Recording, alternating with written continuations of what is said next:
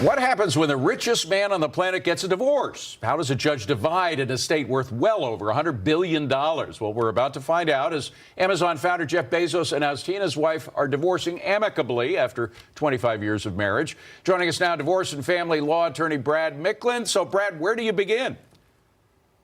Well, I think you begin by determining who they're going to have representing them, and you can let Jeff and Mackenzie know that I'm certainly available if they need some help.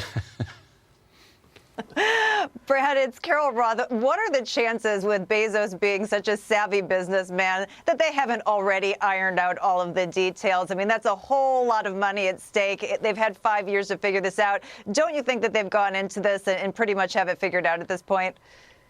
I would think so, Carol. I think they probably spent a great deal of time before making the announcement because they wanted to make sure to minimize the impact it was going to have on the company and their other holdings. Brad, Steve Forbes here, a story on our 400 richest list. A guy one time called up screeching at us. He didn't debate how much he was worth. He was furious that his wife would now know how much he was worth. He was divorcing her. So maybe we can help Jeff out, or her out. Well, I don't think either of them are going to need help when you're talking about $160 billion. Let me just say I don't feel so bad for a guy that may be going to be worth $80 billion instead. I think he's got enough cake for the rest of his life. And I think the happiest person today is Steve Wynn because he had the most costly divorce before this.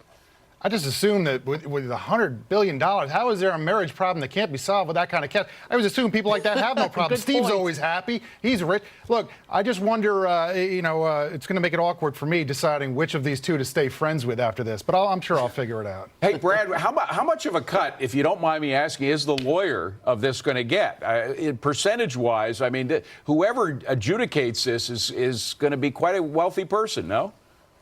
Well, probably. You know, most states will limit the ability to take like a percentage. It's not like a personal injury case. It's usually done on hourly or based on the amount of work. But truthfully, for somebody that amasses $160 billion, it's smart enough not to spend a lot of it. All right. But Brad is available if they want him. Thank you, Brad.